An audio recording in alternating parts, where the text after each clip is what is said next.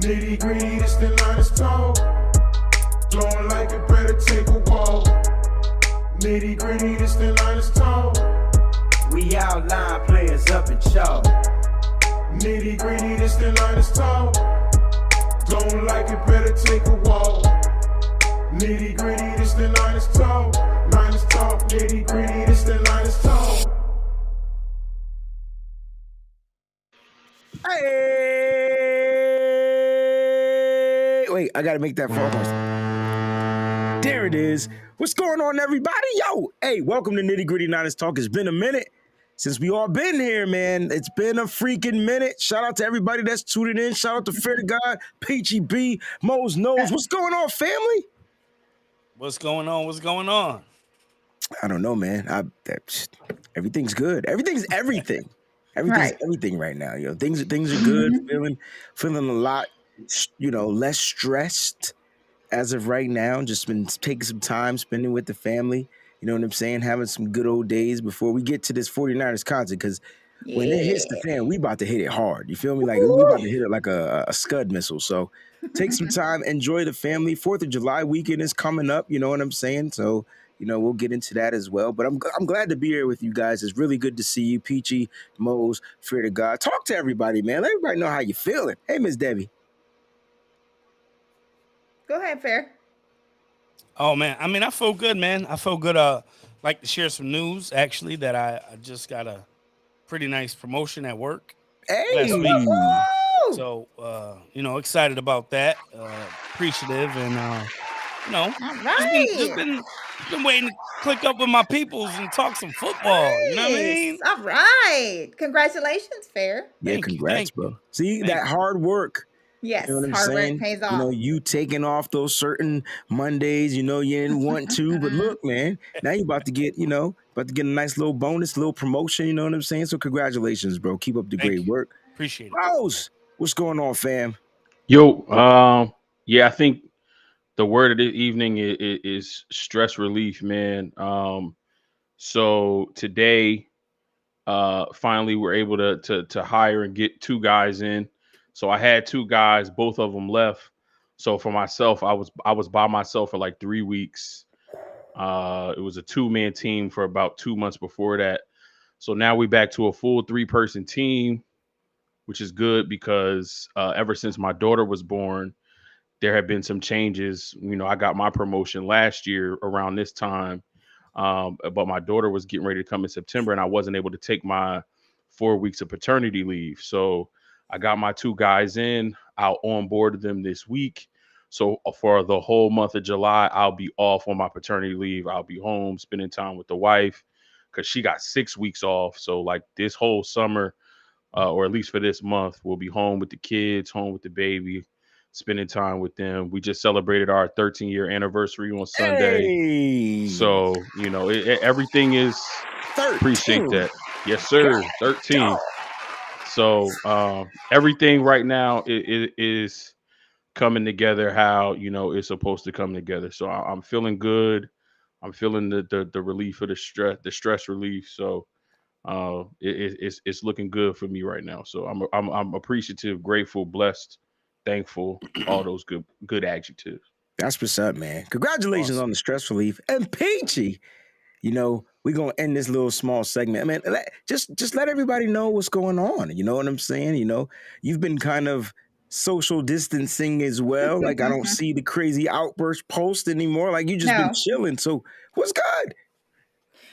So as far as what's going on with me is one, in the middle of moving, unlike Fair, my hard work here, it did not pay off for my job.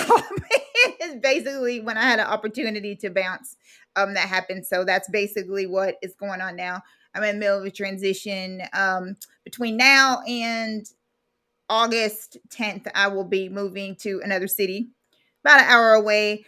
Anybody on here that's from Tennessee, it's right outside of Nashville, Murfreesboro. So yes, I will be smack dab in the middle of Tight End University next year. I plan to find a way to be there because I'm only 20 minutes from where they do it at, actually. So I'm very excited about that. But just doing that, we're interviewing people, trying to find somebody to replace me. My boss is finding it's not that easy to replace me. I'm kind of irreplaceable. Talk to him, So Beyonce. You must not it know about literally, me. right, You it must not know about me. I can have another you in a minute. Matter of fact, it really, but he's finding it out. He's recognizing it. He's like, wow, I didn't realize all that you did, blah blah blah. My coworkers are talking to him, telling him, yo man, you see all this, like you got to find so much wrapped up in one person, to do. You got to find someone who's going to be dependable. You got to find someone who knows what they're doing, that's teachable, that you can do all these different things. And that's kind of hard. And you also have to find someone who is going to want to work for the money that you're paying them. And he's finding out that he's going to have to pay more than he thought he was going to have to because of inflation, everything that's going on right now. So he definitely knows that he's going to have to do that. But other than that, just been chilling. Excuse me. Wow. Okay. Hold on. Get some water. Oh, that's not a drink. That's just water. Like that's why you gotta, you supposed to be having a regular drink right about now. I know. For some reason. I just got that. But just been chilling and meditating about like my direction and kind of like what I want to do and everything. And been thinking a lot, I'm gonna be 50 August 21st. And every time I mention that to somebody, they're like, no, you're not. I'm like, yeah, I really am. So God damn. I'll be back. Technical difficulties with the setup. Hold on. That was funny. So just thinking about just using that time to just reflect and just think of like what my next steps are going to be. I'm going to be at quite a few games this year and everything. So I hope to meet a lot of you guys out there, at a lot of these games. Not going to Mexico City. I'm not touching that one, but I will be at a lot of other games, especially all the local ones that are around me. Gonna come to a home game, planning on going to see Tom Brady because I've never seen him. So I'll be at the home game for the Bucks and whatever. But just relaxing and just mentally getting my head wrapped around moving and all the transition and everything. That's what I've been up to. So I've been on social media, but I'm not gonna come at people. I'm not gonna be all like that. I'm gonna try to be good, Peachy. I'm gonna see, but it's not nobody's really giving me a reason to really come at anybody's neck yet. So we'll see what happens with training camp. Whatever, because it could get ugly again. It just depends. But anyway, I'm glad that everyone has good news. You guys are awesome. I have missed like my brothers. Like I really have missed you guys a lot. Everybody in chat, I missed you guys too. So I'm glad that everyone's here, still supporting us and everything like that. But everybody needs to, sometimes get that headspace straight and get everything together. So I think we're good to go. But yes, Breezy does look hella refreshed. Word. Hey man, look. So my job situation, it didn't hit me yet. It probably won't hit me till about August, when it's time to go back to work. Because somehow my boss, one of the most wonderfulest women in the world, right? Somehow she called me. She says, hey, Mr. Breezy. I say, I'm mad you call me Mr. Breezy. She said, you want to come work for Stan Camp? I'll pay you like double. And I was like, oh. She says, I know you don't want to work, but I can take care of you. I said, when is STEM camp? She says, first week in August, 4 days. I said, sign me up for the Christian Jubilee. So it's really hard for me to like walk away because write my name on the roll. On the roll. I've been changed. Listen. So like I love my job. I love my coworkers, my colleagues. I call them family as well. Work wives, all that. It's just so cool. I'm gonna miss everybody. But the cool thing is, I felt like we haven't skipped a beat because they've been at my shows. So it's like they brought work to the shows. We just having fun. So now I get to really see how we really are outside of school, and I love every minute. Yo, y'all ever play darts? Yeah. Yeah, I'm all right. darts are I'm all right. fun. I love it. I found a new thing. I got to explain to Ricky why I'm not Darts coming are home awesome. till 2 o'clock in the morning now. But darts is a special. Listen, it's so dope. I still don't starting to get understand nice, the too. scoring. Listen, this couple came in, right? I got to tell the story, bro. Please. This couple came in. It was like, yo, can we get in the game? I'm like, we kind of got a game going. It's like, don't worry. We're not that good, whatever. And they straight hustled us, right? They hustled y'all. Listen. No. We were beating they asparagus to the like a whole game. We were up by like 100 points. They were closing out, blocking numbers, so we couldn't get any more points. No more points. Them cats won by 30. Yeah. Yep. And it was looking like they were terrible. And the whole process. I was like, Lord Jesus, I'm glad I ain't play for money. That was definitely right. So y'all playing cricket. Yeah, I definitely don't got understand. hustle. I still don't understand the scoring in darts, but I love it. It's like a good release. Definitely I'm working on my release. It's all a flick in the wrist. You got to take your leg and put the foot where you want to aim. Darts are so fun. It's dope, man. So now I got to try to get me a mechanical dartboard in this crib somehow. I'm going to get one so I can practice. So that way I could go and become the hustler. I used to get hustled in pool. Now I'm getting hustled in darts. I tell you, man, y'all got to be careful out there, especially when you go to dive bars. Right? The dive bars is where the hustlers go. I'm just gonna keep it a buck. Yeah. Other than that, man, I'm feeling great. And I'm so happy to be here with you guys. I was like, guys, my show got canceled tonight. It got rained out. I was like, can we give them a show before 4th of July? Because I want everybody celebrating 4th of July next week. I don't even want y'all on here looking for 49er shows. I'm asking all the content creators to take a break next Monday. Celebrate the independence of this country. So what? And however you choose to sell it, go enjoy the fireworks, all that good stuff, all right? But next week, we will not be here for a regular show, and then the following week we'll be back that Monday because training camp is right around the corner. Now let's get through the formality of the show because we had a long, nice little talk. Hold up, before we do that, we got one thing that I would like to do. First, one thing. I did not do this earlier. I want to do this right now before I forget because I keep forgetting about it. I don't know who participated this year in our fantasy nitty-gritty. The nitty-gritty Niners Talk inaugural Football League. Yeah. Fantasy football this year, but yours truly won. She got the belt, y'all. And I got the belt. Yo! And it's heavy and it's legit. Yikes. I haven't even seen it. It's awesome. And I just ordered it. Yikes. Listen, I'm going to tell you right now. And I tell you that it is legit. It is real. It is heavy. Oh. And it's, Yeah. It is official for real. Yo, we got to make sure she don't get 2 in a row, bro. She not getting 2 in a row. She can't get 2 of them in a row, fact, dog. I'm about to up the price to get into the league. That belt was a little bit more expensive than what I thought. But listen, it's we worth up it, the though. price like $10. That belt is official. I never seen it.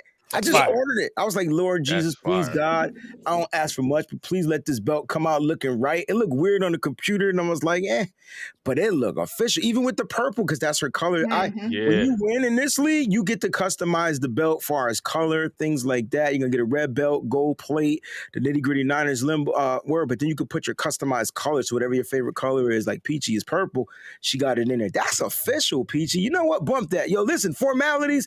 Follow everything. Follow everybody. You know where to go. Make sure you subscribe to this joint on YouTube. And most importantly, the only thing we care about, hit the gosh darn like button, the thumbs up button. Thanks. You guys pay attention to the new like animation when you hit the thumbs up. It's kind of cool. It colors up or something like that. I don't know. Hit the thumbs up button, all right? All right, guys, look.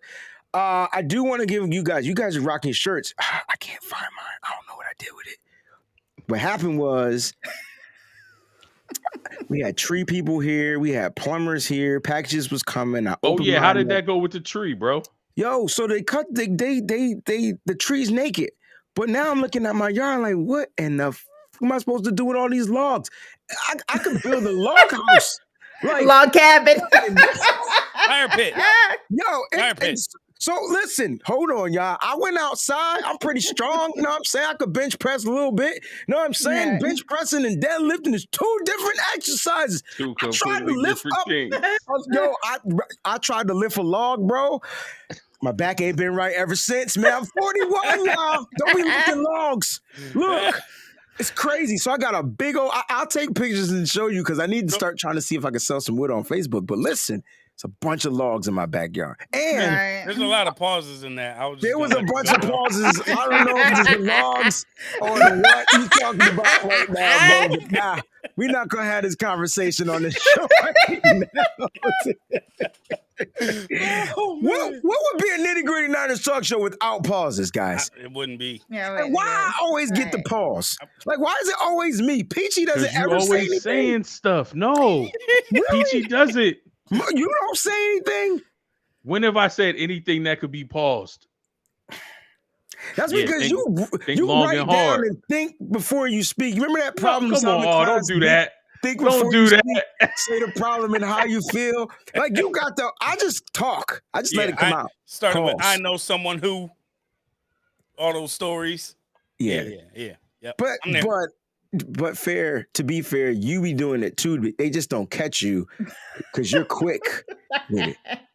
See, Lake City Fresh. I'm just gonna let Breezy be Breezy. That's what I do. That's what I do. I can't help it. He said that was a paused paragraph, not even a sentence or a phrase. There the was whole so many things in paragraph. there. Exactly. It's paused the whole The entire thing. commas, the periods, The commas, the All periods, of the it. exclamations, all Every paused. bit of it. What is wrong with y'all? Look, we got a bunch of stuff we gotta get to. Yo, Theodore Walls got me. All right, you got me.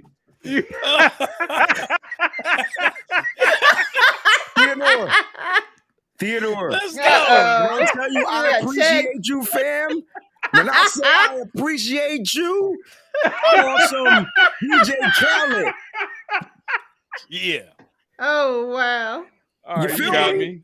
You got me. But my boy Mo slipping. It's probably the only thing you've ever said because we can't catch you.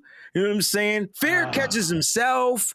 He don't even let us get a chance to catch him. PG just be laughing, and I'm the idiot. All right, here we go. So a lot of stuff has gone down. Some serious stuff. I want to start with the serious stuff and then try to uplift the show. Like, you know, with the uplifting, because we're going to do some celebration. I want to talk about your shirts and where they can get custom shirts from as well. We'll do that as well. But let's go ahead and start with the situation with our former quarterback, Alex Smith. All right. And so if you guys are unaware of what's going on with Alex Smith and his daughter, Sloan Smith, who is a champ, by the way, I tell you, man, she's a champ. Absolutely. He was diagnosed on May 10th with like this like very rare malignant tumor in her brain. All right. And so she had to get like emergency brain surgery. And now, now she's up and going. Like they're starting to let the story come out. I do want to read to you guys, if you have a second, I want to read to you guys the actual Instagram post that Alex Smith and his family wrote. He says, "This is Sloan Kensington Smith, our baby, the youngest of three and our only girl. She is sweet, selfless, intelligent, hilarious, witty, fun-loving, an artist, a singer, a dancing machine. But most of all, she is an incredibly strong girl that has a ton of fight in her. The first picture was taken just a couple of weeks. That's the one on the left. Before our lives changed on May 10th, Sloan was rushed to the ER with stroke-like symptoms. She had an MRI, and the doctors quickly informed us she had a large brain tumor and needed emergency the brain surgery. Right. The 10-hour procedure was the most excruciating times of our lives. A clock has never moved so slowly. The incredible neurosurgeons at the Stanford Children's Hospital did a miraculous job and were able to remove 100% of the tumor. Sloan, in her true form, bounced back from surgery like a rock star. She didn't skip a beat. After a few weeks on waiting on pathology, we learned that Sloan's tumor is a very rare malignant tumor with very few document cases without a clear roadmap for treatment. We are currently awaiting more tests and gathering as many opinions as we can from doctors across the country to decide the best path forward. We wish were easy, clear cut, and someone gave us a how-to guide. It's anything but that. All we know is what is important, and that's Sloan, that's the daughter. She has healed from surgery back to her bubbly self, singing, dancing, laughing, and feeling good. I know we don't post much about our kids, but we felt necessary to post this and say thank you in capital letters. Thank you to our amazing medical team, family, friends, acquaintances, and even some strangers who have touched our lives in the last month and a half. We have struggled to keep up on calls, text, communication, and trying to keep loved ones updated. This has by far been the most challenging time we've ever been through. We know it's not over and we have a journey ahead of us, but without all of you, we could not have gotten this far. We are sorry if we seem withdrawn. It's because we are. We have been inundated with doctors, appointments, scans, labs, and trying our best to navigate through this. Most importantly, we are healing as a family. I would just like to say a prayer. If we can say a prayer for Sloan and the Smith family, Mose, if you want to lead us in prayer, that would be awesome. And if everybody can just, bow their heads and close their eyes, or however it is you pray out there, we're going to go ahead and do this. Dear Heavenly Father, we come to you right now, first of all, to give you thanks, to give you glory, honor, and praise for who you are in each one of our lives. Whatever faith we follow, we know that there is a God. We trust in you. We believe in you. Right now, we come together to lift up the name of Sloan Smith and the Smith family. God, cover her with your blood. God, touch her with your healing power. God, we know that these situations are serious. God, we have no rhyme or reason for why they're happening, but we know, God, that we trust you. We trust in your healing power. We trust in your blood covering the Smith family right now. Be their comfort, God. Comfort Alex. Comfort his wife. Comfort her her older siblings, God. Cover everyone in her family and her friend circle who will be her support system in this hour, God. Give them the strength to be able to support her, to continue to love on her, to continue to laugh with her, smile with her, and enjoy life with her, God. Continue to heal her and touch her body. We understand and we know the miracle of your healing power, God. So we're calling on you in this moment to touch this Smith family. We lift Sloan up to you right now, God. We know that you're of the miraculous works that you've done, God. So we love you. We appreciate you. We lift up Sloan and we lift up the Smith family. In Jesus Christ's name we pray. Amen. Amen. Amen. Whew. Thank you, And we Mose. all know the power of prayer. You know what I'm saying? Like, we all know the power of prayer. Listen, we don't know if Alex Smith is watching this. Most thank you for that. But if he does get a chance to watch, or if someone shares it with him, listen, your daughter, your family, you're in our prayers, and whatever we can do to lend a helping hand, please feel free to reach out to us individually or here on the show. Wow, I felt healing in my body off of that prayer, man. Thank you so much, man. Oh, man.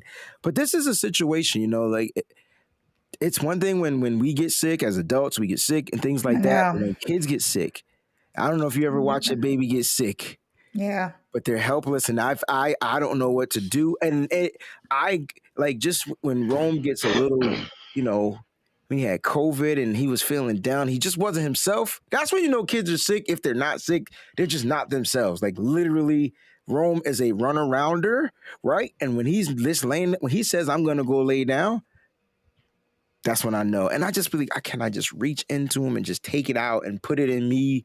Well, that's the type of stuff I'd be on with my son. I Yeah. don't know if any of you feel any type of way. Like, what do you guys do when Yeah. your kids get sick other than pray? Like, how do you guys feel? Whew. I mean, I feel a little comfort in knowing, my wife is a nurse. So a lot of this, That's dope. she's been Yeah. on a That's pediatric awesome. floor. She's been on a NICU floor. So a lot of things, she can, see and she can diagnose. But, about a month ago, we all had COVID. Mm-hmm. So when the smallest baby got it, thankfully it was just, she had a little cough and she had some congestion. But a lot of it was just her not being herself. And even, her being 8, 9 months old, she wakes up in the morning and she's smiling and laughing. And then when she wasn't doing that, it was like, what's going on, especially her being so young. Like you said, you want to take it out of them, but with her being, and she can't even let us know what the Oh, symptoms that's are. right. You know what I That's right. mean? That's right. So when they're of a certain age and they really can't really describe what's happening, they just know that they don't feel good or certain thing hurts, or even my 5-year-old, sometimes she'll just mention that her tummy hurts, but the way she's responding, it's not like, oh, I gotta go to the bathroom or I gotta go throw up. So you worry about those things with your kids just because, like you said, you can't see inside them and know what exactly is happening. You don't want to overreact and go to the emergency room every time something comes up, but as a parent, you have to be proactive. You can't sit on these things sometimes because you sitting on it could mean something progressing and getting worse that didn't have to. So it is like you said, is one comedian, he says, get you one of these things they call kids. Get you one of these things they call a family. It's not for the weak.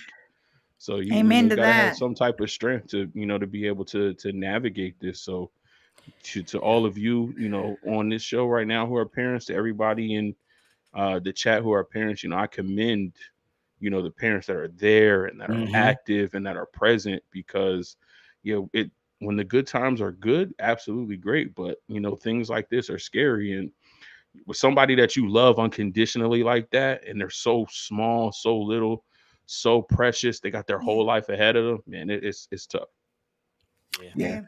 Yeah. I can't Definitely. even imagine how the Smith family, like I said, if Rome can cut himself, and I'm like, all right, Wolverine powers, Jesus, heal him. Like now, like give me Right. the cut, put it on Yeah. me.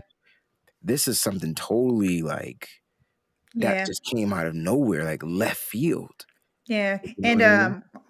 um also, if we could continue to keep um our brother Brad Graham in our prayers. His situation, like I take that right here, and I communicate with him almost on the daily, just to check on him and see how he's doing. With his son, he got to hold his son, which is fantastic. To I think I had tweeted that technology is amazing now, because used to, like it took me 2 months when my son was in the NIC unit. It took me like 2 months before I was able to hold him. And that was back in 2008. So, the way that technology is now, that he's already getting to hold his son, for just that few minutes, it's just fantastic. And it's brought tears to my eyes, because it's brought back how, it was so much. So you guys, definitely, that little guy is fighting with everything that he possibly can to stay here, and he's covered with so much love. And Brad and his wife, like, they just have so much love, and they're just the sweetest people. And so let's just keep them in mind as well going through that. I know exactly what he's going through, and he could use you guys just to send him a kind word, and just to tell him that you're thinking about him and anything like that. So 100%, man. Very good, Peachy. Hey, Brad, we love you. We're praying for you and your family. Sure. Congratulations, though. yes, absolutely. But we're definitely here for you. If you need Mhm. anything from any of us, please feel free to Yep. reach out. And stay strong, bro. Like Yeah. I don't know how much stronger we gotta be, but we gotta find that inner strength. Yeah. When, facing some of these different trials and tribulations that we go through. But yeah, man, we're here, and I'm like Peachy said, you guys have that love. So what we're gonna do now is we're gonna uplift the spirit, right? So we're Yes. gonna have fun. Amen. And speaking of fun, tomorrow I get to celebrate. I get to celebrate my son Rome and his 5th birthday, right? So he's about to be 5 years old, Yay! going on 25, 100%. Like, so I went to the store and I bought him. He's into Legos, Okay. Uh-oh. so I got him this tiger Lego. That junk is huge, right? So I come. This is how smart he is. So I do an early birthday present, and he'll have something to open the birthday, whatever. So anyway, I surprise him with the thing. He gets the Lego. He's like, Dad, He was like, his eyes were like, wow. He said, Dad, you had enough money to get this? That's twice. That's twofold, right? Like you trying to say I'm broke? You trying to say I'm broke? So Trying to say I'm broke, little fella? my initial manhood was like, cuz, you don't know me, cuz. Like, I work. I get the job done. I work.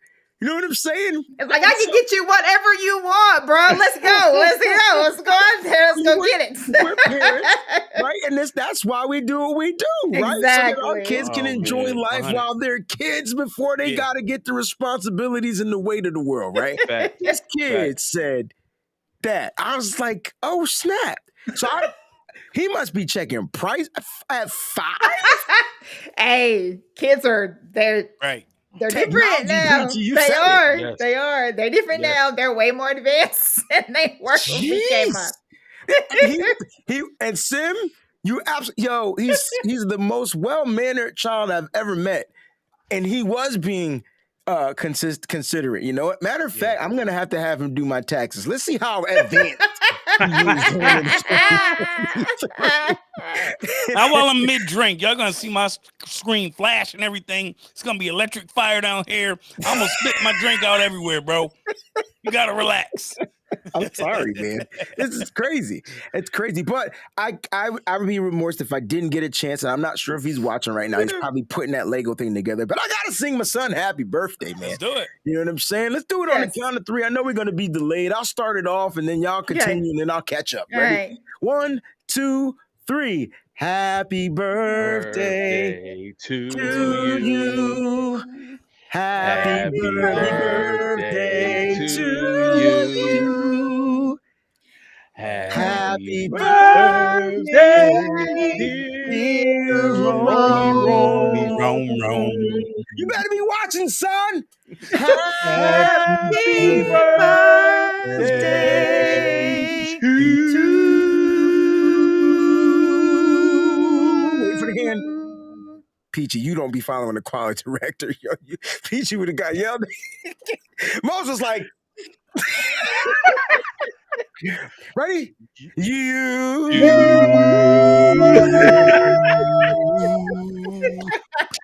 Let's go. Oh, man. Let's go, nephew. Yeah, so tomorrow we'll be in New York. You know what I'm saying? We'll be at the Bronx Zoo. He'll probably have us there till we'll be there at 11. He'll probably have us there till about 11. He's going to see all the animals 4 times. That's what Every one of them. do. Yeah, because Rome's going to try to have a conversation with the animals and take notes. Like he's a psychology, like he's going to be the psychologist of animals. How you doing today, sir? What do you feel like you want to do today, Mr. Monkey? And I guarantee he's going to have a good time. So I'm going to let him. You know, Hey, as long as he don't stick his hand in nobody's cage. I watched the video. Wait a minute. So how did I not see that video before? Did you guys see the video? Love you, Rome. Did you guys see Auntie Peachy taking a shot for you, Rome? You don't need to know what that is, so don't ask. You don't need to know what that is yet. Don't worry about it. It's Juicy Juice. All right, yep, so there it is. She chasing it with water, though. That must be Propel. There's something else in that bottle. Did you guys see the video where, like in Jamaica, a guy stuck his hand into a lion's cage? Tripping. And I don't know what he was supposed to do. I don't know. But him pulling it out? Yeah. I know, right? Exactly. At that point, he just had to say, do I want to risk losing the whole hand or the whole arm? And I'm gonna just let this finger go. Yeah, so the line could have reset.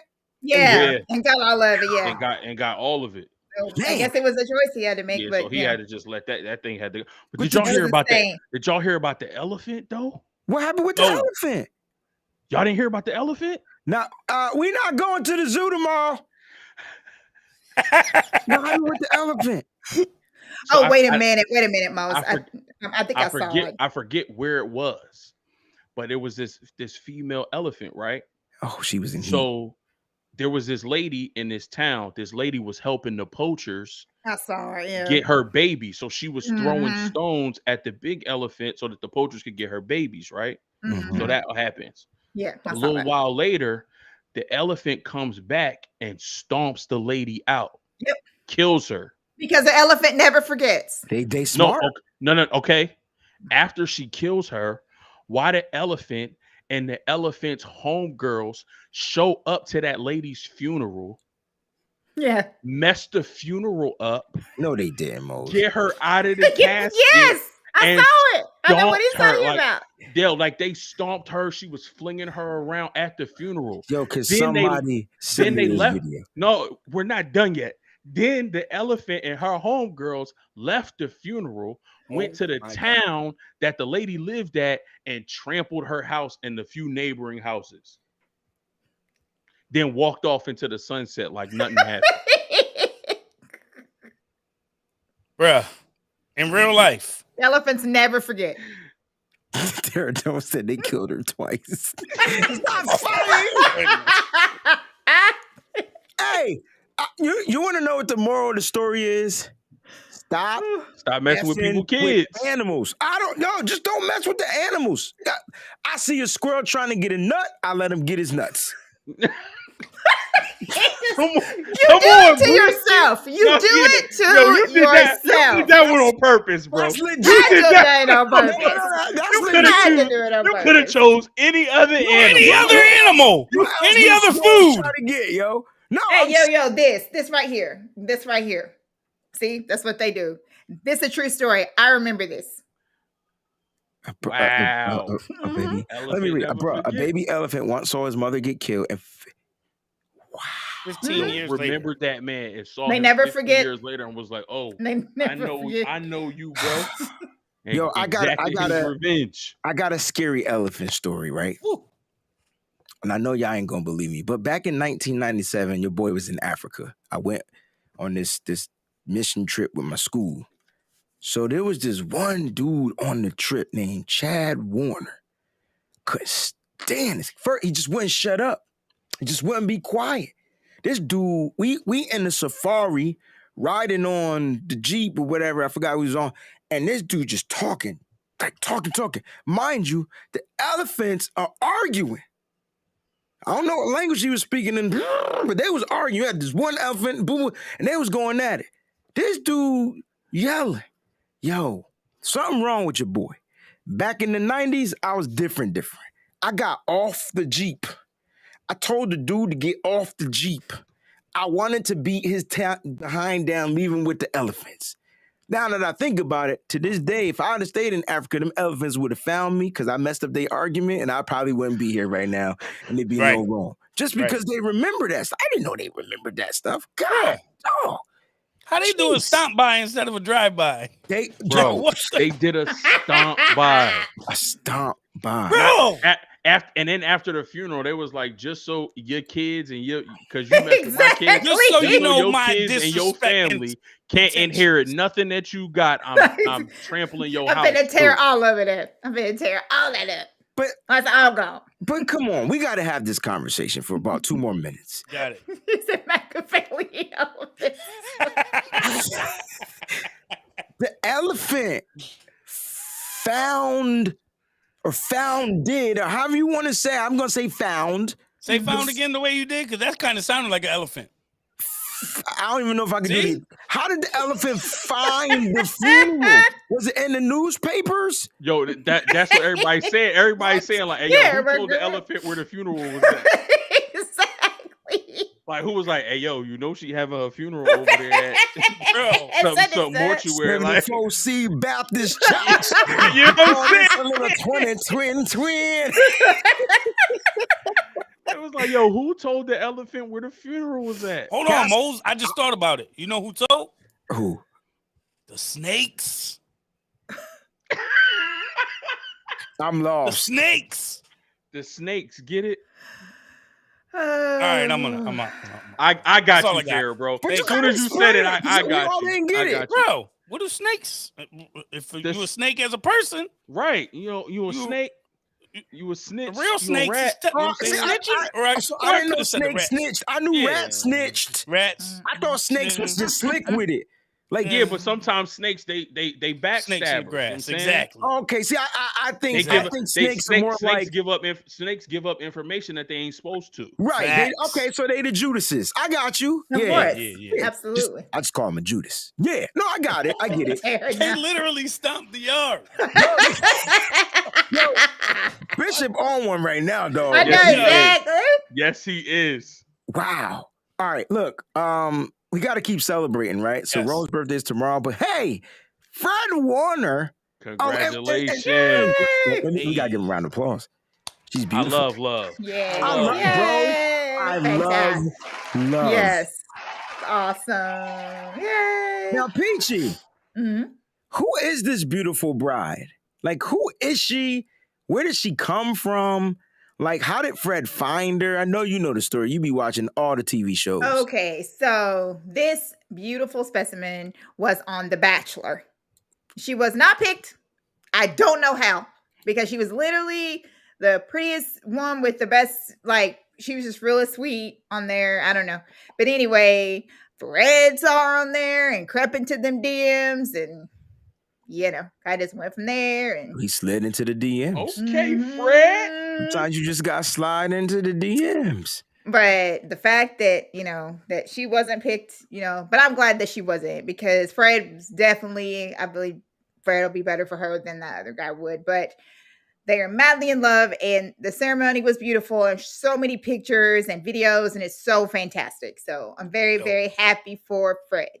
So Let's yay, go, Fred. Fred. Sydney. Hello, Sydney. My bad. I went straight scream. Sydney Hightower. Sydney Hightower. You know, yeah. So here's a quote from her. I have a about to say, quote. she not related to Richard Hightower, is she? Ooh. No, I don't know. She not related I to old don't- coach, is she? I don't think so. I hope Okay. not, because that's I probably hope why. not. That's probably why we was fumbling and stumbling, because he knew Fred was Because sliding. he was into mad. he was mad as hell. He was mad as hell. No, he ain't. See, now sliding you're to trying my to start daughter stuff. DM. See, Mose ain't. See, y'all give Moses not Moses, but Mose all the passes in the world, right? What? No, and you're right, but Hey man, I got 3 daughters myself. If I was a football coach and one of my players tried to slide into the DM of my daughter, not happening, brother.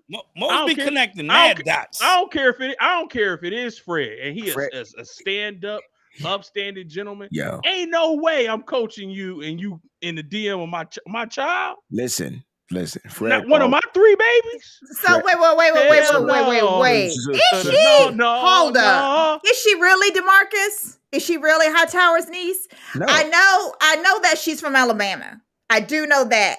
And you can tell by her accent that she is definitely from the South, because I'm from the South. So I know how we talk. So I definitely understand that she might be. Well, we got some digging and some searching to do. I might have to talk about this on the Breezy Show in the morning. Yeah, we're gonna have to think about that. That's interesting. I might have to do some research. I might have to do some research. She's an Alabama native. Yes, okay? she's from Alabama. And this is what she actually said, right? And so this is how Fred slid into the DMs. What do you think Fred said to Sydney in the DMs? What do you guys think he said to her? He probably mentioned something on The Bachelor. Fred looked like he wanted them smooth brothers. He probably exactly. Like, if I was on The Bachelor, it ain't no way I wouldn't have been able to pick you. He probably said something smooth like that. You know what I'm saying? Homeboy crazy. I don't know what he was looking at or what he was looking for, but shoot, I know what he said. I know what he said. Here go Fair. What he said? This about to be good. Hey, you want to be Jimmy in practice? What you mean, Fred? Because I'm gonna pick you. I told you. Put a punchline. Hold on. Let's go. I told you that was gonna be good. That was so dope. That was so dope. There we go, right there. Jimmy in practice. That's Sim. I was trying to get this out of my mouth when Mose was speaking. So you won't let an all-pro slide into the exactly. DMs? Ain't nobody worried about that money. Okay. I don't got no if I'm a coach in the NFL, I'm not worried about the finances. Fred makes 5 times more money than Hightower. I understand that, but no, I think that it's a running joke. she's not related to No, we At all. Richard know. Hightower. Yeah. Yeah. All right. Okay. So Yeah. this is what she said. He said Mhm. All right. he actually didn't say anything. He sent me an emoji, but she didn't specify which emoji. Was it the eggplant? No, No, Fred ain't like no, that. Fred's I'm not not like gonna. I'm not gonna that. put that Fred on ain't my. gonna I'm jump not all gonna the way put out that the on my window. young boy like All that. right. So He ain't. actually, He ain't disrespectful like that. that's not disrespectful. I mean, like, it's Come just, on, dog. it could just Come mean on, that he dog. could make eggplant parmesan. No, it Come on, Man, bro. Fred likes to That, cook. that's not what you send that for. That's not. I know that's not what you It's said. a whole bunch of She other didn't food items that specify. you could put if you wanted No, to. She that's not. didn't Right. specify the emoji, Mm-mm. but she said she said he didn't think I was gonna respond, and then she Right. got really casual. She thought it was really sweet with the emoji. It's probably like a heart and smiley face, but she didn't specify the emoji. You know what I'm saying? Cool thing was they dated for a year. They really got a chance to get to know each other. You could Yep. follow their story. They have a dog, beautiful dog. Like Yeah. you got to see them do a lot of different things. You know Yep. what I'm saying? I'm pretty sure I know which one it was. Okay. So like when you go through people's stories, you know, you could swipe up and put emojis on it. Mhm. Mm-hmm. So he was Yep. probably going through her story, and Mhm. there's probably Oh. a picture of her or something she was Yep. doing, and he either did the fire emoji Okay. or the heart eyes. That's what I'm saying. The hard eyes. Just the face The with hard the eyes. in it. Yeah. Yeah, Yeah, it Yeah. was that one. he did one of them too. Yeah. I bet it was And that one. and that was Aw. how it went to the DM, and then she responded. When I like talking to real people on this show. This is what I like. See, y'all corny. I like E Nice. Yo, somebody get replaced with E Nice, yo. Because It is an absolute turn off whenever I receive an eggplant in my DMs. I'm just letting you know. it's a turn off to And you. she It means might the not be emoji Pretty or much, to it's pretty much everybody else. delete. It's pretty much delete. Hey, that's Real how or you fake. feel, Peach. It's You can't- delete. You can't It's speak delete. for all women. You could probably speak for maybe 99.9% of the women, but there's that 0.01%. Well, And that's the percent you're supposed to stay away from. thanks, exactly. I don't know, That, man. that's Look, the percentage that if you do that, like, and they accept it, like, there's a problem. Like, you shouldn't be doing. Listen, congratulations to the Warners. They looked beautiful. Fred looks very happy. He Shout out looked to Eric happy. Armstead, who dresses. So I took a different dress code for the wedding approach, right? All the weddings that I've been at lately, because that's what I am. I'm a wedding singer. It's been hot as, like hot. And I said to myself, I ain't wearing no suit, shirt, and tie. I wear a jacket. I found me some nice V-neck, all black, sleek, you know, That's the summer bucket look. in type Right. shirts. Boom. Summer look. I saw Eric rocking that. Everybody else was dressed. Emmanuel Mosley looked good too, by the way. He had the white bow tie, Yep. the fitted on. He was looking pretty sharp. But I wanted to say for the big fellas out there, shout out to Eric Armstead. That's how you dress for a wedding now. And I rock the shoes with no socks. So I put on the loafers with the, make sure my feet is oiled up, the baby oil, the aloe vera kind, and I'm good to go. Like, you know what I mean? So You yeah. got the no-show socks now, man. You could just, you know what I mean? You don't even need that. No socks. Just throw No those- socks. It's too no hot. socks at all. Right. All right. Nah, no socks. Not at the wedding. Now, the funny thing, I did a wedding this weekend, and I was so discombobulated because the wedding venue had a wedding right before. And I'm like, Right. yo, I'm here to set up. I get there extra early, so I'm here to set up. It was like, nah, you can't get in here at 5:30. Then it was 5:45. They finally let me in.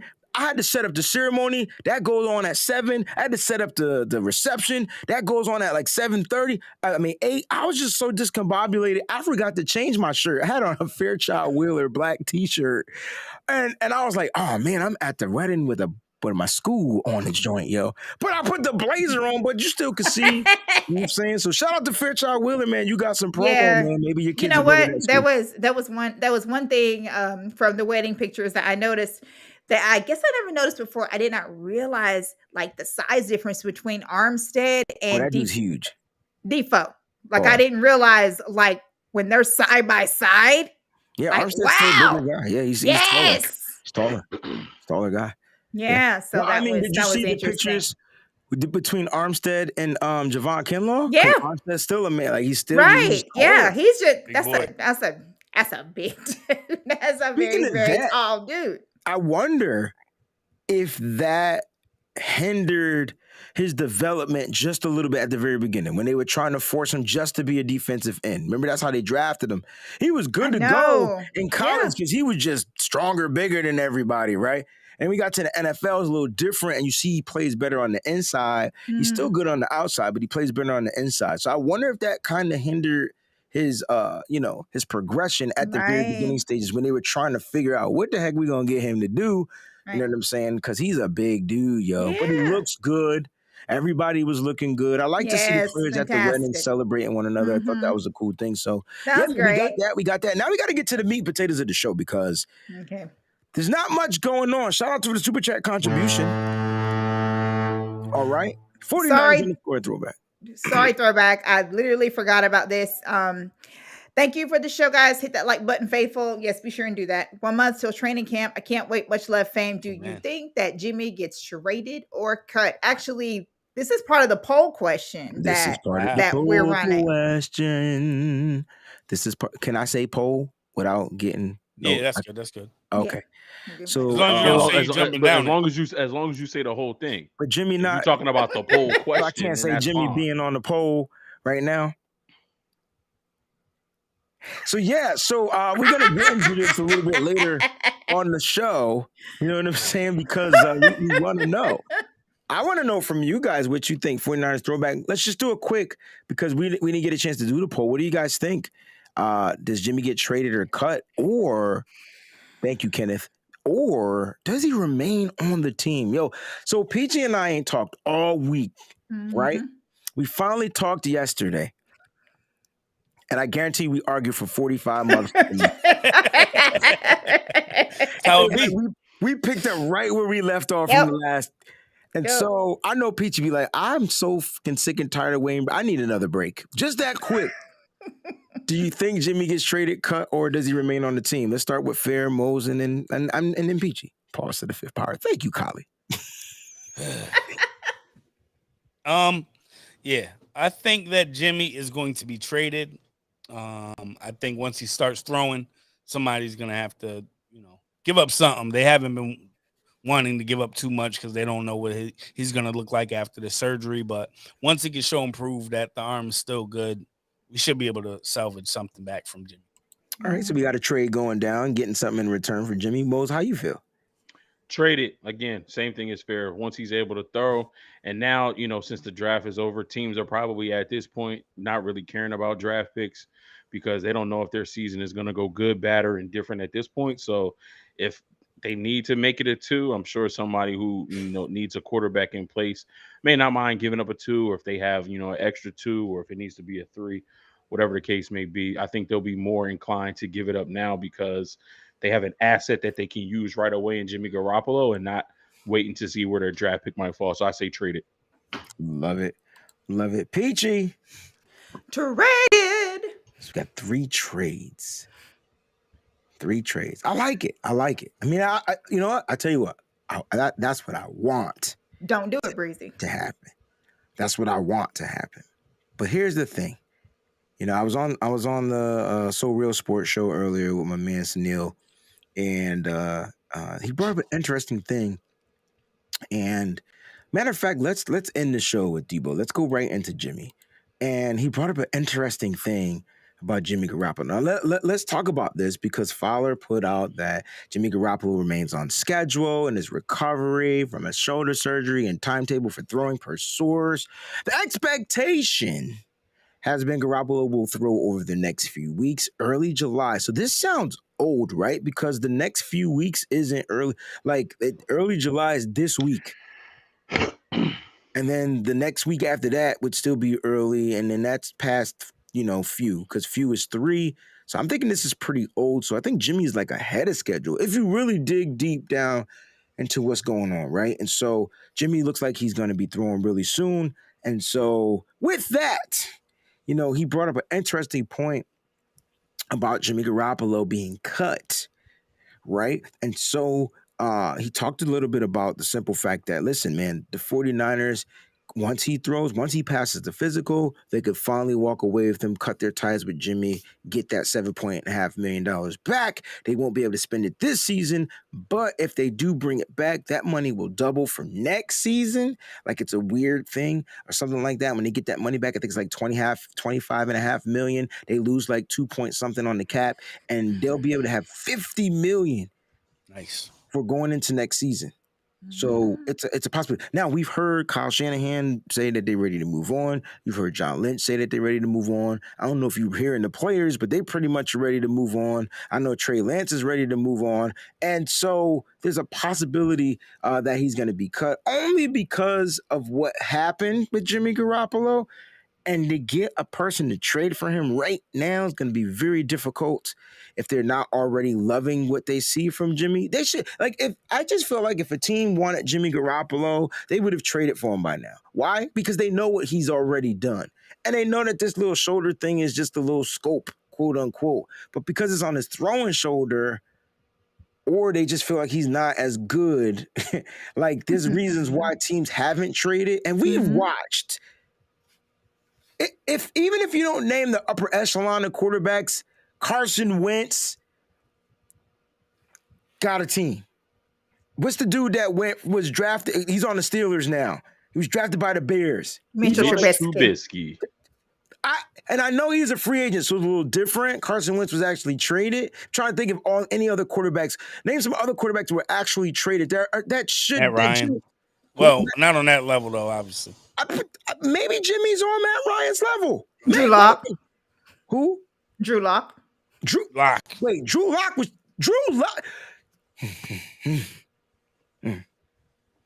Drew Lock got a team before Jimmy Garoppolo. Now he was he was in a package to go to Seattle. He was, but he still got one before that. I think Baker Mayfield is going to get traded before Jimmy Garoppolo does. You're talking about a guy that has zero control of the locker room, and so that bothers me. Because what, like Jimmy, like even with this little injury, all right, and here's why it bothers me. Because even with this injury, even with this surgery, Jimmy should be better than the majority of those quarterbacks out there that we just talked about, right? Minus Russell Wilson and maybe Matt Ryan, fair. Minus those two guys that were traded in this offseason, Jimmy should be on a different team. And for some reason they're blaming the surgery, but I think it's more than that. I just don't think that they think Jimmy's progressing and can take their team to another level because the game is progressing, it's changing, it's faster, it's just different. And I think teams just want something different. They want somebody younger. I don't know what it is. Now, Peachy, your theory, if this is still your theory, Jimmy's going to go to a team that needs a quarterback. Right now, there's 0 teams that need a quarterback. And I know the only team we can see fit is Carolina at this moment. Yep. Because I think Jimmy's better than that guy in Carolina. Agreed. So why is Jimmy still here? I don't know. I think I know a reason why Jimmy's still here, though. Just watch this. England, y'all do a great job of keeping things in-house and eliminating distractions, but don't mean that y'all don't have them. Oh, yeah. Y'all have them. Y'all just do a great job of keeping it close, right? Yeah. Can you read this for me? Let me pass it to my guy. What is this? Just read it. Going to jail. Here's the quote from Bennett. Bro, we lost 2 games. One of them was because Jimmy Garoppolo was being a bitch. He decided not to play right before the game. Jacoby Brissett came out and played with a fucked up thumb and played his heart out. But Jimmy was being a bitch about it all. Bennett said, That's why you can't win with a bitch for a quarterback, first of all. That was the thing with him. He didn't want to come out and do anything because his agent was trying to protect his body or some shit like that.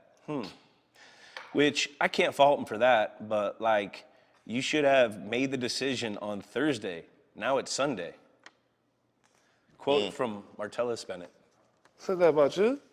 No, Jimmy Garoppolo. Oh, about to say. Week 3, like the first quarter against the Buffalo Bills or the Jets, and he hurts his non-throwing shoulder, his left shoulder. and Jacoby came in, led us to a win. And the next week, but in the game, Jacoby. Was that a big deal, like the no throwing shoulder? I mean, I don't know. We're all football players here. But Jacoby broke it. He tore his ligaments in his thumb in the win against the week 3 team. And so we go into week 4, and, I guess, Jimmy was practicing and then, decided not to play. And Jacoby played with, no ligaments in his thumb, which you can't do that as a quarterback. You can't grip. And if it's your left, and a lot of guys got mad about it. A lot of guys got mad. I'm not gonna lie, I got mad about it. I sacrificed my body all day long. I was taking shots for this, numbing up that, ribs, broken ribs, shoulders, grade 3, hanging on by limbs just to play, And, I can understand why Marty thinks like. Woo! See, what I love is after every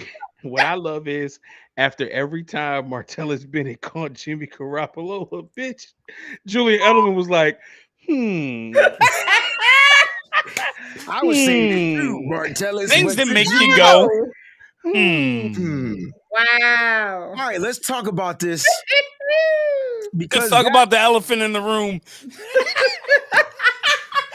good, Fab. Full circle. Good job, Fab. Let's go. Nice. Look at you. Circle. So let's talk about this for a little bit, right? Because first of all, all right. I saw John Chapman write a little bit earlier. Shout out to my brother John. He was like, this was Jimmy Garoppolo. He believes that Jimmy changed the narrative a little bit, right? Because this year he played with a torn ligament in the thumb. No, notice how it was a torn ligament in the thumb, right? Like, are you guys peeping this? Absolutely. Shoulder on the throwing shoulder this time. Yep. And Jimmy muscled it up and played. So let me just ask you this. Do you think the narrative is a little different? Is Jimmy Garoppolo, with doing that, do you still consider him being a little... Here's the thing. Go ahead, Mose. He's only done that because the narrative that Martellus Bennett put out only started to come out after Jimmy Garoppolo's 2020 season. Facts. Whenever they saw him over there smiling on that, when he was up in the press box smiling, and he could have played, and he could have played on that ankle, but miraculously he didn't. Ooh, this comment and he kept sitting on the sideline. Why did you keep sitting on the sideline? Because our record was bad. We really wasn't going to the playoffs. So why put your body on the line for a team that's not going anywhere? Let me get myself together and just get prepared for next season when we get Nick Bosa back and we get other guys back and we're fully healthy. So now you want to change the narrative because the narrative is out there. Like Martellus Bennett said, you a little B. You don't really want to, and Julian Edelman said it himself. Like, yeah, I'm not gonna lie, I was mad too. Yeah. I'm taking all types of needles, shots, numbing this part up, trying to play through pain, trying to do this, do that. And you got a little issue on your non-throwing shoulder. Meanwhile, we got to go out here with a guy who can't even grip the football because he got torn ligaments in on his throwing hand. Facts. Yep. So you can't change. To me, you can't change the narrative off one season. Right. You need to do something consistently, and that needs to be shown as your pattern of behavior. Correct. Don't try to change it in one season because now the narrative is really out there from ex-teammates who got rings as well. Say, nah, you a sucker. Who were out there and earned the rings. Who earned it. Facts. You a sucker for real. Straight up. And you said it right there. You hit the nail on the head, right? Like, you can't change the narrative without showing some type of consistency. So he's got to do this for at least 3 more seasons because his whole career, Jimmy's been a little bitch. And so, like, we just didn't know it because it was behind the scenes. Exactly. Right. But you can't tell me something was different about Jimmy after the ACL injury. Something was different. And maybe he's always been this type of guy. Exactly. You know what I'm saying? But something was different about him. And we started to second think about Jimmy Garoppolo, right? We started Right. Then Martellus Bennett hit us with the whammy, pressure luck. Whammy. Yeah, that's right. But the only thing about that is that did you guys and all you people in the chat catch where they said play yours? So yeah, you got Edelman right there, Bennett, you know what I'm saying? All these guys are sitting there too, you know what I'm saying? But play yours, which means that a lot of people, we've heard about the anonymous sources from the Patriots defense that, have talked about him being out there at practice and, all his signals and them knowing everything he was going to do before he did it. And they're trying to break him for it. And nothing helped. Everything was the same. Everything's predictable. We remember Sherm. Remember whenever Sherm first came there and he was telling him that one problem he had was that he was too predictable because he knew exactly what he was going to do before he did it. And he's going to change that because he's got that padding thing where he's doing that stuff from college. And he told him that you have to get rid of that because you can't let them know what you're doing. They have to think that you're doing one thing, but you got to come at them with something totally different. So you have to come at them with surprise. You can't just do that. They can't know like what move you're going to make or like how you're going to do it. Yeah. But Breezy, we had like when Nitty Gritty had really, really got fired up when we were talking about that. Whenever we watched him sit over there on the freaking in the stands, heated, just laughing and joking because I couldn't wrap around George Kittle exactly with the high ankle sprain playing the last 2 games of the season. Exactly. And the quarterback, the general, the leader made a business decision. And we were killed. We were lambasted for That's when I lost respect for Jimmy. For our comments about that.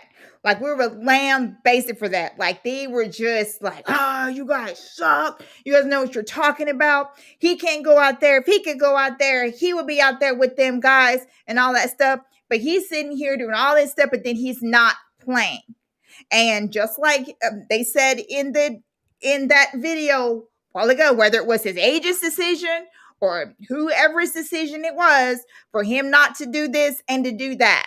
That's the bitch in him. And that's why he's a bitch. And that's why the 49ers had to trade the farm to move up to 3 to get another quarterback. You know why? Because Martellus Bennett slid into Kyle Shanahan DM. You know he did. You know he did. Yeah. You absolutely know he did. You know what, Martellus? Right. You might be right. You're right. Oh. So Marcus says, how do you expect Jimmy to play with the grade 3 high ankle sprain? So I didn't expect him to play with it. But I expected him to figure it out. Right. And so like, here's the thing. Jimmy, in the season we're talking about, in the end of that 2020 season, Jimmy was cleared to play.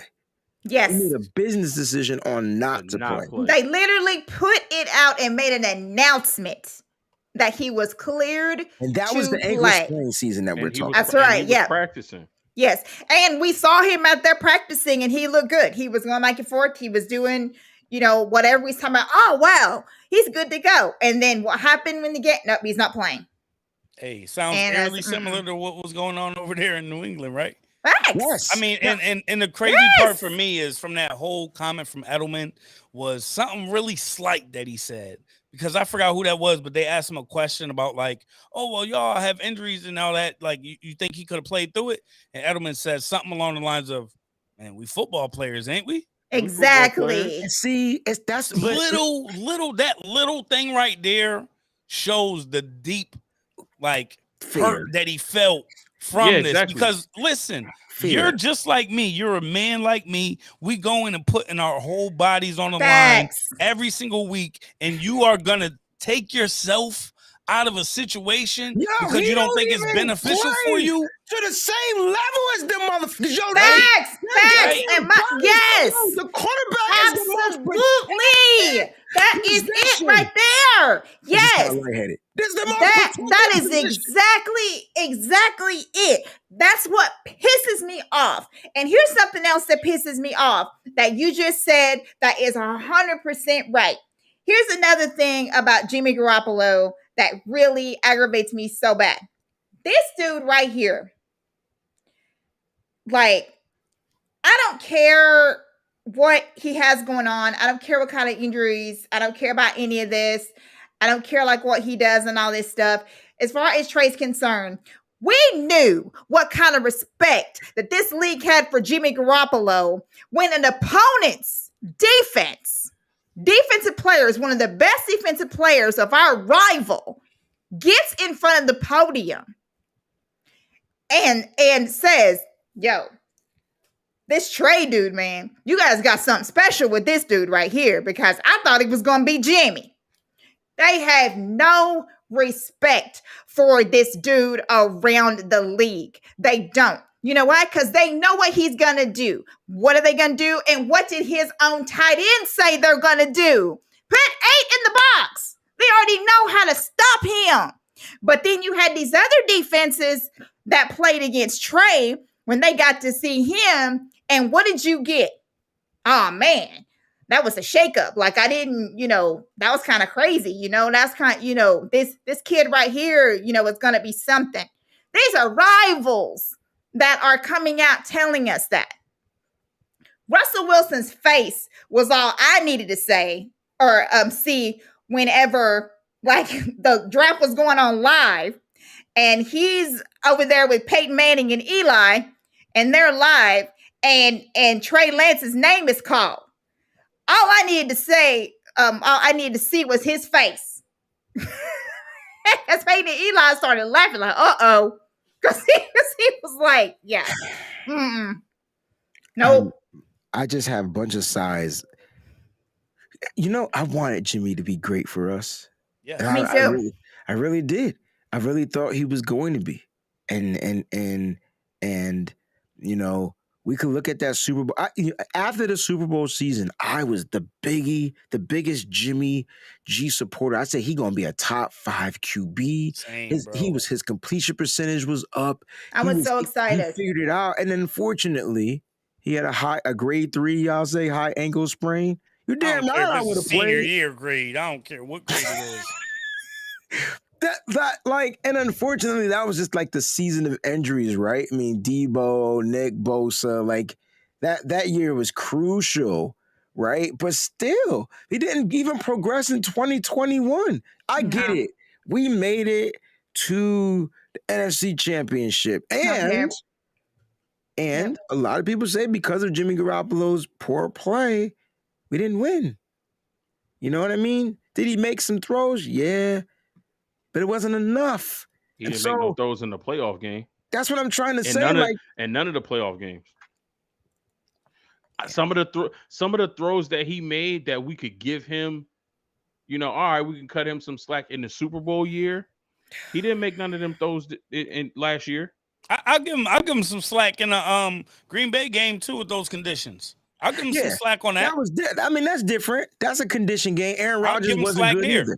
Yep. That's it. I am not going to give him any fucking slack for that one that was down there by the goal line whenever he threw a fucking pick. Like, I'm not going to give him slack for shit because he didn't have no business throwing it in the first place. Well, I mean, that's why I'm going to give him slack, only because of the conditions, right? Now, like, had that been in a regular game with zero blizzard-like symptoms and he threw that pick, Jimmy would be all trash. I give him a little slack on that only because of the conditions. And we should have been running the ball like PG said. But here's the thing. Here's the thing though. I understand you giving him slack because of the conditions, but we saw him do some dumbass shit like that in a game where there were no conditions. Hey man, but my point is he don't get the slack in them games. He said those other games. But that's why he doesn't get the slack in this game, because even with the conditions, you have memory that says when I do dumb shit like that, it doesn't go well. Oh, so now you're saying he got the elephant memory? Yeah. No, he don't. He don't have elephant because an elephant never forgets. An elephant never forget. An elephant would have said, when I threw that same type of pass in Tennessee. Facts. That's right. An elephant would have said, when I threw that same type of pass in the Tennessee game and it got intercepted, I wouldn't do that again. Maybe I shouldn't do that in this game where the conditions are worse and I don't have control over the football as well as I did in that game where there were no conditions. Respect. Especially with my bum shoulder. and my bum thumb. And my But bum no, thumb. he Because the thumb throws got the hurt. Yeah. same pass that he threw in Tennessee. He got the bum thumb in Tennessee. He got the bum shoulder in Dallas. And he got a bum ass brain. Facts, Smalls. All right. No slack. Jimmy It gets really no slack. because I Boy, get the Jimmy. elements. I know Green Bay. I know you want to give him that pass. I know a lot of people do. I'm only giving him the pass. I don't give him a pass because both quarterbacks was shit in that game. If And Aaron I Rodgers understand can't do that. anything, I can't expect Jimmy to do Had anything. Aaron Rodgers had an Aaron Rodgers light game, we would have Then- lost that No game. way. Yeah. Hands Yeah. down. Yep. We would have lost. Yeah, but I understand that. But like, you are that close. Like, you were literally right there. Like, why are you like making that dumbass decision? Like, there's no reason why that you should be doing that. You got to think for yourself as well. Like, your coach should not have to think for you being in this league as long as you have. Now he started looking like Jared Goff, and that's the reason why that Jared Goff is no longer an LA Ram. Is because I'm just saying, like, with these bad decision making, like that was a huge decision making, like bad decision. Like, what are you doing? That's crazy. And don't get me started on the Titans game, because that's I'm gonna shut up because It's just a lot, right? So it's a lot to take in, because it's a lot. When I think about, I gotta factor in play calling as well. Like, I feel like Kyle Shanahan didn't always play to Jimmy's strengths. And I get it. I guess that's not what coaches always want to do. I guess because it becomes predictable at some point. Exactly. I'm thinking, not a coach. Right. So that's the only thing I could think of, right? And the Fair? same thing, What do you think about that? The same thing, hold on, Fair. The same thing with Jared Goff. Mm-hmm. When Jared Goff bootlegged, he was fucking killing us. Yeah. Every time he booted to the right or to the left, we could not stop it. That's but true. then the coach did some dumb stuff and tried to make him do something different, and we Exactly. capitalized on it. So I don't know if that's the coach. I don't know if it's mainly the player who lacks the ability, like who lacks the comprehension. Right. And like Peachy says, dude, you've been in the league for how many years and you still getting that wrong? That's like, damn, dude, you just not meant to be a quarterback, right? Like, if I keep failing the test, I know I'm going to keep trying, but if I keep getting the same ones wrong, exactly, maybe I'm not Got a studying problem. right. Yeah. Right. I Absolutely. don't know. It's tough, But I wanted to bring it up about Jimmy because he's back on schedule to throw, right? And a lot of people, the shows is mainly about Jimmy Garoppolo and is he going to be ready to go? Is he going to be traded? Is he going to be cut? Is he going to remain on the squad? There's a slight chance he can remain here, and we're not even going to get into that. But there's a slight chance that Jed York will pay Jimmy Garoppolo $25.5 million just because he can. Slight, very slim to none, but he's still here, and there's a slight chance. I think that has a bunch of ramifications. I don't even want to go into that. Jimmy needs to be gone. I mean, like, stomped twice. He needs to go somewhere, not die, but go somewhere and then get stomped again by the same elephant. Like, he need to be gone. Like, Jimmy's got to get out. And so we're going to see what happens when it comes to Jimmy Garoppolo. But I tell you what, the stories are going to be juicy. The stories are going to be juicy because the training camp is going to be crazy. It's going to be a very exciting training camp this year. And you know what's going to happen if Jimmy's here? Now there's a quarterback competition. And that's what I didn't know. Because now... Is it really, though? I was going to say, what's the competition? Just the competition is Jimmy's still here. He hasn't gone anywhere, and now you got him in the camp throwing. And so the reporters are going to try to spin it as there's going to be some type of quarterback controversy if they don't get solidified news about Jimmy being cut, traded, or whatever. They're gonna start feeding this to everybody. Now it's going to screw everything up, and it's going to be a tough, long-ass camp to get through. I'm trying to tell you, man. I'm just waiting for that. It's going to be like some Armageddon joint. I don't think there should be a competition. I think Kyle's made it clear. Yes. But that's because he hasn't had Jimmy throw the ball. And I think Kyle needs to make it clear that it's not a competition. He will. And while he's going to say the right thing, that he has to say it because he has the rest of the roster to construct. And he has to get his point across that, while we're going to do what's best for the 49ers and we're going to play the best players, he's going to say that. He's going to give you the politically correct answer. Keep that competitive exactly. He's got to keep that competitive fire. edge, but I think he needs to make it clear that no, this is not a competition. Yeah. Like he did last season. This is Trey's job. And if Jimmy wants to be on this team, Jimmy needs to help this team from a secondary backup position. Amen. Thank you. And I mean, if we talk about Kyle and his ego a lot on here, I remember from them coaches meetings and people asked him, how do you feel about Jimmy Garoppolo and him getting the surgery? The tone of his voice sounded like he was pissed off. Oh, he was pissed. Like he was like, yo. Of course he was. Like he screwed him over. Jimmy effed us. Like he screwed us royally. They're supposed to get a pick. Big time. So remember that. Keep that same energy. Oh, yeah. And don't think you're just gonna come back here with your little, GQ chin line and think that you're gonna smile your way through that dazzling smile. Getting a starting job. Nah. If you're on this team, and I don't want you to be here, but if you are, you in the passenger seat, brother. You're not driving. Nope, that's right. But I even take it. Go ahead. Go ahead, Fair. No, I was gonna say I even take it a little bit further to say, like, man, if Jimmy is even speaking to the media as a 49er again, we're in a problem. Yo, that's a problem. We're in an issue, like, because his last time speaking to them was a goodbye. He was here, though, Fair. That's my point. He's still here. Right. And so if I'm a reporter, guess who I'm seeking out? Of course. See what I'm saying? Jimmy. I know. Hey, what's up, bud? What's going on? Back. Come here often. Welcome back. So how's the shoulder feel, Jim? You know what I'm saying? Does it hurt? I would ask all the dumbest ass questions just to get some type of reaction. And that's what I'm talking about. That's going to be the issue. And so some people are saying that's conversation. I got you. But the fact that he's going to be throwing, that's competition. Well, and he so can, unless Moses is correct. But you know what?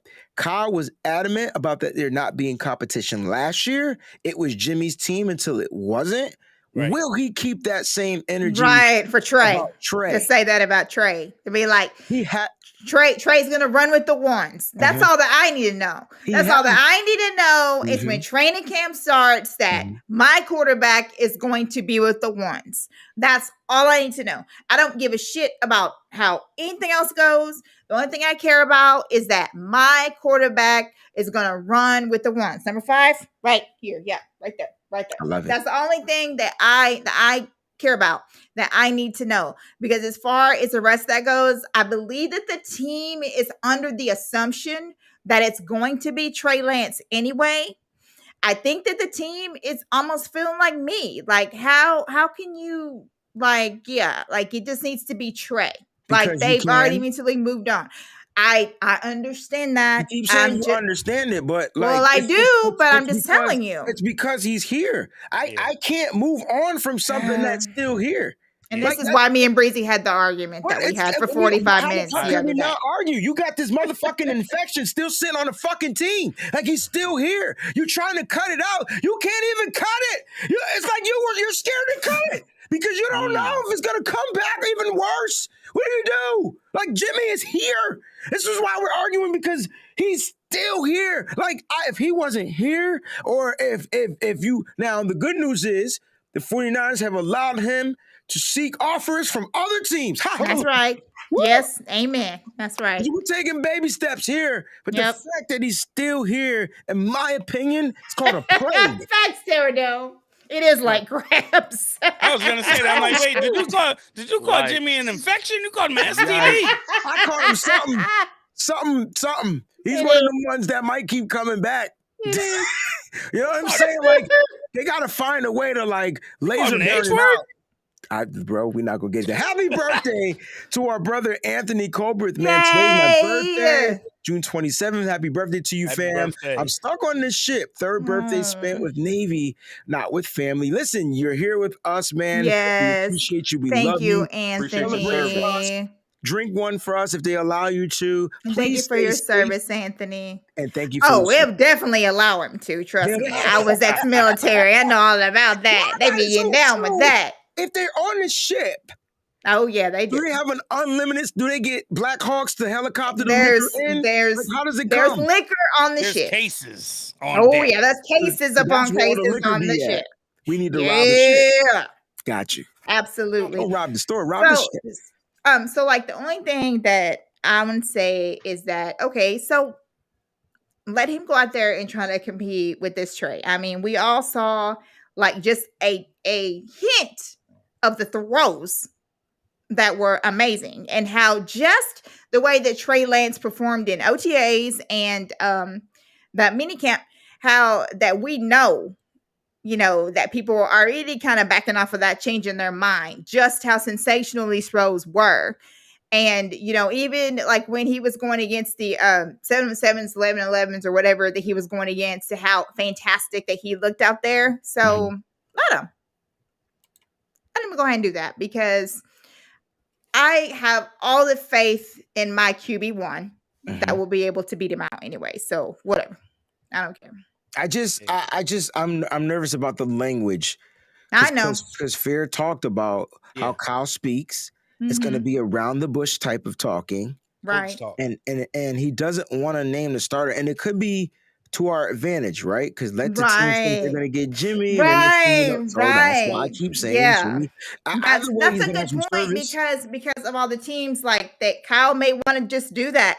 Kyle's probably having fun with this. He's like, I don't want my opponents to know who they're actually going, like, especially the Bears. They already have us losing to Chicago. So they have us lose. Like some people have us losing week 1. Who are they and where are they?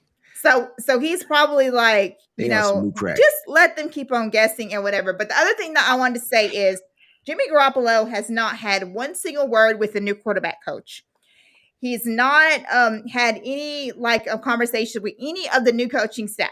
This coaching staff is catered towards the new offense, which is headed up by Trey Lance.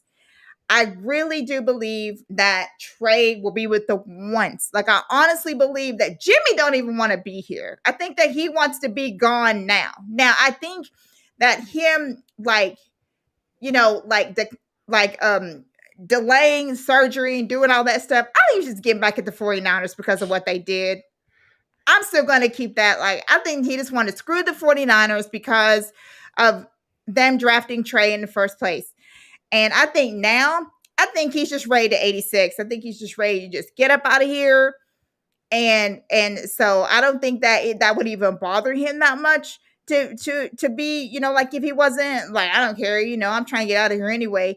And I'm quite sure that that's the case. But this coaching staff, this is not a Jimmy Garoppolo coaching staff. This coaching staff is not here. And the way that Kyle has constructed this team, this new 49er offense, it's not catered to Jimmy Garoppolo anymore. This is not what that's about. So yeah, I spoke about that earlier in the show. It's totally different. Yeah. Right. It's Kyle has a new regime. He's going to be implementing new things on offense. He's got new pieces. He's got new wide backs. He's got a bunch of different stuff. Right. Shout out to 49ers_throwback. I'm not sure if we read this. Jimmy is a B, never takes accountability. We do know that he always blames the other person and then he smiles or laughs about it. That is something that Jimmy does do. And he does that consistently. So if he's consistent at something, is that right there. But thank you for the contribution. No, but seriously, the fact that he's here is a problem. And so am I going to continue to be patient? Yup. Peachy, you're right. Jimmy going to come out there, and I know Sim says he's not ready to throw. I think that's BS. I think Jimmy going to come and light up training camp. You know why? So he could pass the physical. And then what happens after he passed the physical? They get to cut the infection. They get to let it go, and they get their money back. So now they're going to get the $25.5 million back, which will be that salary cap space for next season, which doubles for 2023. Peep the move. 49ers are smarter than the average bear. All right. Now, let's flip the script because Debo Samuel is another 49er that has to come back some way, somehow. They got to get him back. I think Debo is so detrimental to this team. He's so detrimental to the development of Trey Lance. And there's no update on Debo Samuel. There's zero updates on him. You know, Debo has not rescinded his trade request from the 49ers per Jay Fowler. The Niners are still hopeful. They commend the relationship, according to Bleacher Report, Gridiron. Let's talk about this really quickly. There's a video by Rappaport. He did speak about this on the Pat McAfee show. We'll watch that next. Yep. But what are your thoughts on Debo Samuel situation? He's not rescinded the trade. You guys feel any type of way about that? Are you cool with that? What's good? Politics as usual, man. He's playing the game and he's doing as he should until they give him a contract. This is what he wants. This is what he's going to keep playing the same hand. He already put all his chips in the middle of the table. He can't take them out now. Right now, he's there so he won't get fined. Well, I mean, he was previously there, so he won't get fined. As soon as we open up camp, he's going to be there so he don't get fined until he gets his contract. Now, let week 1 come around and he don't got his contract. Then that's when we need to start worrying because, man, it's going to be hard for him to physically play through this season and give 100% without a new deal. I think that's where I'd be a little bit nervous, but I'm still, confident that the Niners are going to do what they have to do to take care of this dude before we get to that point. Very well spoken, man. Anybody, any other lights on Debo's situation?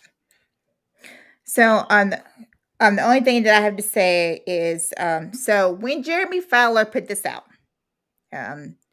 people like Peachy did have something to say about it because I was very pissed off about it. So then he came back out and he said something else to try to explain why he came out with this.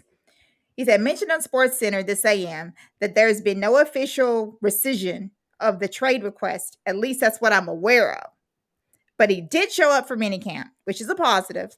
And there's not a lot of league-wide chatter about a potential trade right now.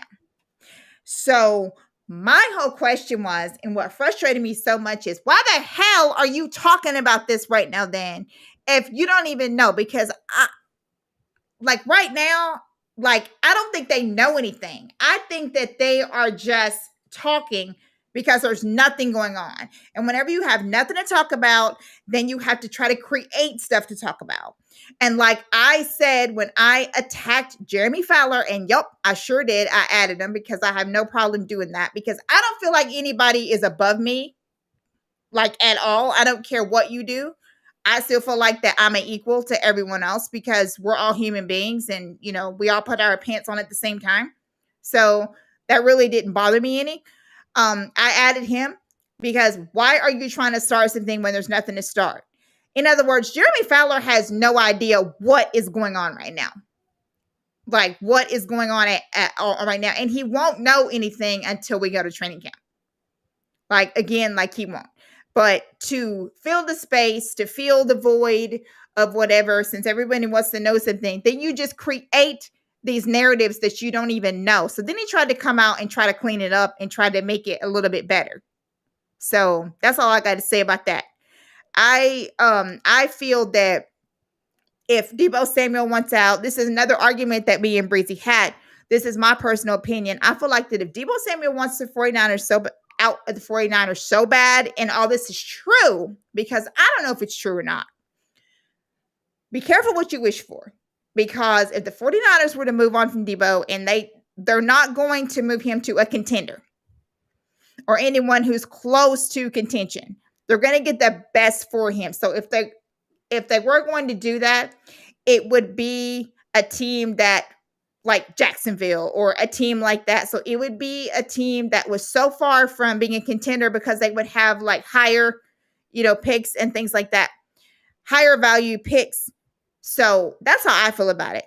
So I feel like that if this is true and he is still considering a trade, that the 49ers are not going to do him a solitary favor. I can promise you that. And I wouldn't want them to. I wouldn't want to see have to worry about Debo Samuel on a team. I would want to worry about, other things. The last thing that I would want to do is worry about having to face him in the playoffs somewhere. So I think that's all I have to say about it. Wherever Debo goes, he's going to be a problem. So I don't think he can be a problem, but I'm talking about the team in general. But wherever he goes, whoever he gets traded to, he's going to elevate that team. So if he does go to Jacksonville and we play Jacksonville in the Super Bowl, guess who's going to be the problem? So I like, don't want to see him. I just don't think that right, you get what I'm Jacksonville is going to make it that far, though. That I'm just saying Debo is I know that, what you're saying. that talent. Baltimore might. You're right. And so Ugh. you also mentioned that he's gonna go to a team like, you know, a weaker team or whatever. And I beg to differ. I think teams that, you know, are competing are willing to give up That later whatever. round, first round pick. Yeah, yo, They'll be like, we don't need that. Yo, man, I'll give you first round pick and I see y'all ass not It might in be playoff. 27, but you're gonna take this. Right. I don't know. So like I'm a little different on that philosophy. I Yeah, do, I like know. you said, hey, first of all, the 49ers aren't trading Debo Samuel, so we can get that out of our head. Right, But- exactly. They're not. But like you said, if they happen to willing to trade, the offer got to be ridiculous. John Of Lynch course it already does. said he would be a fool to trade Debo. Now I guarantee you, somebody offer you a first round pick, a second round pick, he'd be a fool not to trade him.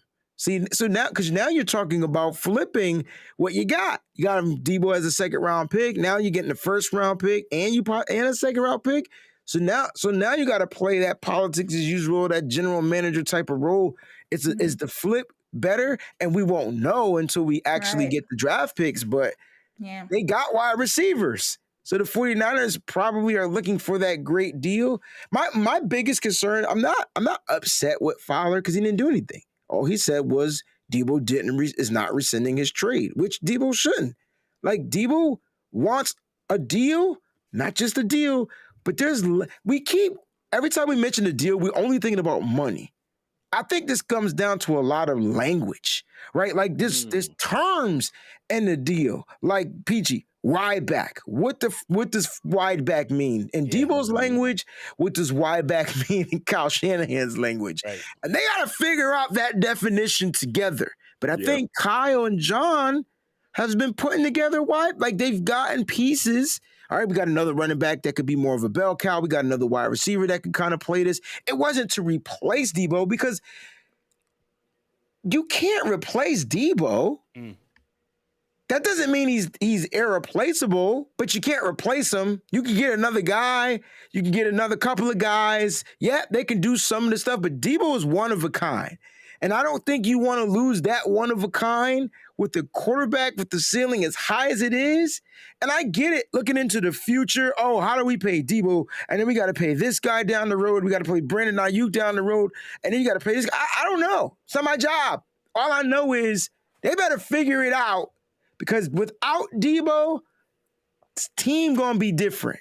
I'm just going to leave it at that. And I get it. We got some dope players. This is no disrespect to Brandon Ayuk, but he's still unproven in my opinion.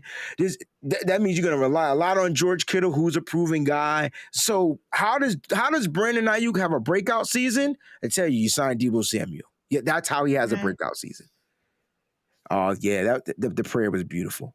It was really beautiful. So, and then there's a bunch of situations that could work for the 49ers in the 49ers' favor as far as franchise tag. We're not going to get into all that. I think the 49ers are going to figure out a deal. Why? Because George Kittle said so, right? And so he spoke a little bit about this on the show. Let's go and listen to this last clip. We'll get up out of here real soon. Let's check out George Kittle. He was on the Bussin' Boys show, whatever, whatnot, and he spoke a little bit about the Debo Samuel situation. Let's see what he had to say. Loves Debo. I also think that it's the NFL. Like, go get what you deserve, dude. Like, Debo deserves to get paid a lot of money. And if they don't want to pay you a lot of money, do what you need to do, dog. Like, your locker's here. If you want to leave, hey, it's okay. Like, there's no bad blood with me. The window to play NFL football and to get paid a lot of money is like this big for your whole life. You got to be incredibly selfish. You just have to. And like going through contract negotiations is incredibly difficult because I try my hardest to not be selfish ever. And so when you have to be selfish in that moment, it's really hard for a lot of guys. Like, yeah, I mean, there's a lot that goes to contract negotiations. It's not a lot of fun. Best thing I ever heard, Richard Sherman told me it's like braces. It sucks the entire time. Then as soon as you get them off, you forget that you ever had them. That's dope. I wouldn't have used that type of analogy because I've never had braces, but wow. And he talked about the contract negotiations and how at some point you have to be selfish. Wow, what a full circle, because Debo Samuel being selfish was doing some of the things he was doing, and boy, did we hate him for it, 49er faithful. Yeah. Mm-hmm. Don't let me be the only one talk. I'm saying. No. But here's the thing. Yeah. Everything that he did before that was selfless. Right. So when we talked about Jimmy Garoppolo and we talked about you can't change the narrative off of one season, let's not do this. Let's keep the same energy across the board. Debo can't change the narrative in one off season because he want to get paid, because he was drafted in the second round in a league that doesn't allow second round players to have a 5-year contract, but only a Exactly. 4-year contract. Life So is now shorter. That's right. I have a 4-year contract. So in some instances, it may be better to be a second round pick because I get to that second contract faster. Exactly. I've already outplayed my first Yep. contract, and now I'm looking to get paid. But everything that I've done for you and everything that I've done for this team has been selfless. Everything that I've done. As far as changing my position and lining up in the backfield and running halfback dives into 4 or 5 300-pound dudes, running dives straight up the middle. In my rookie year, you didn't have me doing none of that. My rookie year, you had me doing jet sweeps, stuff like that. I was running strictly outside and I was catching passes, doing my thing. But now, because we had all of our backs injured at one point, picking up guys off the street like Jaquez Patrick and whoever else we got. Yeah, exactly. You needed somebody to play running back. And because I have that skill set, I've played the position before, and I'm just a damn good football player. Put the ball in my hands, I'm going to make something happen. This is what this team in 2021 needed. And guess what? I did it. And when people ask me about it, I said, I'm a wide back. I'm going to do what this team needs me to do. Yep. He has been selfless the whole time. You can't call him selfish now because he want to get paid. But everybody said when players get cut and teams move on and do all type of shady stuff, oh, it's just a business. Mm-hmm. Well, me trying to get my bread, that's the same thing. That's the same thing with Peachy leaving her company. Y'all don't respect me. Facts. Y'all don't appreciate what I do on a day in, day out basis. Mm-hmm. I got to come on this show every week and talk about a manic Monday that I had because y'all niggas don't have y'all shit together. Facts.